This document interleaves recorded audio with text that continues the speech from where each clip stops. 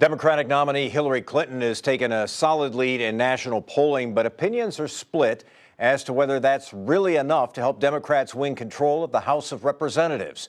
We're looking now at what's next for the House with Democratic Representative Mark Pocan, who represents Wisconsin's 2nd Congressional District. Congressman, good to have you back on the program. Thank you, Mike. Glad to be here. We'll talk about the House, the battle for the House in just a moment, but I want to get your sense of the Clinton campaign standing in Wisconsin today. How confident are you about her chances in this state?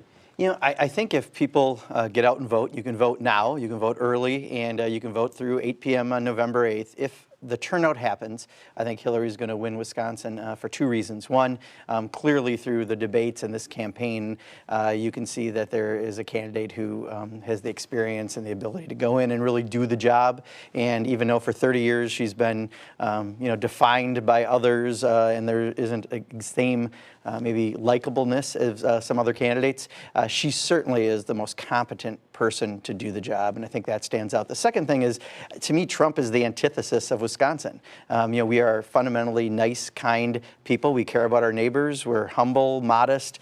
I don't think anyone's used any of those terms to describe Donald Trump ever in his life, and I think there's a disconnect just at that level with Wisconsin. So, the true ideologues will probably still get out, vote for Trump, but I think in the end, Hillary Clinton will win. Do you have any concerns about whether people in Madison are excited about Hillary Clinton? I was looking at some data from the Marquette Law School poll, last 3 polls, and you look at the numbers, and she's underperforming in the Madison media market, about 10 or 15 points lower than Barack Obama was in 2012. Does that concern you? There's a little higher undecideds coming in, and I think they're all going to come back home. I think what's going to help is Russ Feingold running, because Russ Feingold has always had a lot of support coming out of Dane County. People will come out to make sure he's reelected or elected again to the U.S. Senate, and because of that, I think that's going to help. But I think, for some folks, some people were maybe Bernie supporters, and they're still trying to come around. Slow? Yeah, a little bit. And I think, there are a couple third-party candidates that attract a little bit of support in Dane County. So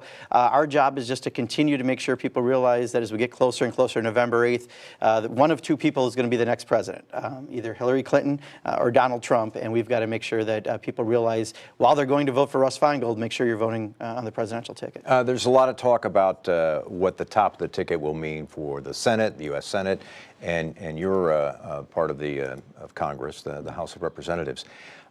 Do you really think you have a shot at winning back the House, or is that sort of a pipe dream? No, I think every day we get closer to the election, it's more and more real. I've heard major Republicans saying they're going to lose 12 to 15 seats. We had Washington prognosticators prior to the release of the tapes now a couple weeks ago say 19 seats. And I think most recently people are saying it's going to be single digits. Either Democrats just get across the finish line or Republicans hold a single-digit control. And that's significant because? Very significant because, the 30 seats we have, don't forget in 2010, before gerrymandering, 63 seats flipped from Democratic to Republican, and 30 seats is, even though it's half as many, is twice as hard because of the gerrymandering and redistricting efforts. But we're seeing in districts around the country, especially around women, it is hard to find many women standing by Donald Trump at this point with all of his comments and everything he's done. And you're noticing that people are starting to realize, I feel like it's the crack in the Titanic. I've heard it described as the crack is one thing, but all of a sudden when the momentum hits and it really sinks, I think that's where that campaign's at. And when you look around the country, a lot of voters, including suburban Minneapolis, where I'll be traveling to next week helping someone out, those folks may be wealthy Republicans who don't really like paying taxes, but they're not the same xenophobic, racist, misogynistic sort that many of those Trump supporters are. They're sticking with them. So I think you're going to find a lot of people willing to go down the ticket and say, what's caused Donald Trump was Congress, the inaction, the Tea Party being given the keys, 10% of Congress dictating it for the rest of us. That's how the Republicans have operated in the majority. And if you want to really change that inaction we've had since 2010, you have to change it from top to bottom. And I think some of that is really being felt. A couple of quick questions about the House.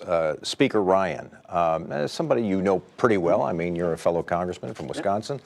What do you think happens to him in this? Even if Donald Trump wins or if he loses, What happens to him? You know, he's been in a tough spot. I think he's very personable. I like Paul Ryan as a person. He's smart.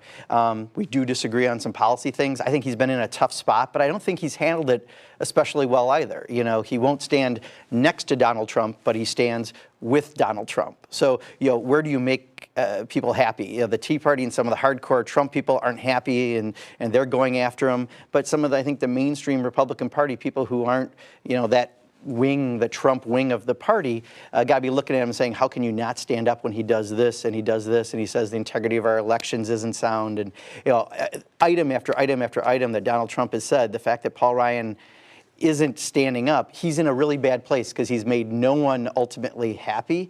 And you have to go into, if they have a majority, does he have enough votes to stay Speaker? Or would he want to be Speaker if you have a Democratic Senate and Democratic President? If he's not allowed to negotiate by his caucus, what kind of a speakership is that? Or if he loses a bunch of seats, including the majority, what does his caucus do? So he's in a tough spot. I don't envy him at all, but I do think, you know, standing up would be one way to get out of the hole that he's sitting in. U.S. Representative Mark Pocan, the Democrat from the Madison area. It's good to have you back on the program. Thank you, Mike. Appreciate it. Thanks very much for being with us. Two new polls out last week show both Hillary Clinton and Russ Feingold ahead in their races in Wisconsin. You'll find coverage of those polls on the election blog of our editorial partner, WisPolitics.com. Coming up next on Upfront, we'll hear from Wisconsin's Libertarian candidate for U.S. Senate, Phil Anderson, what he's offering voters. That's when Upfront continues.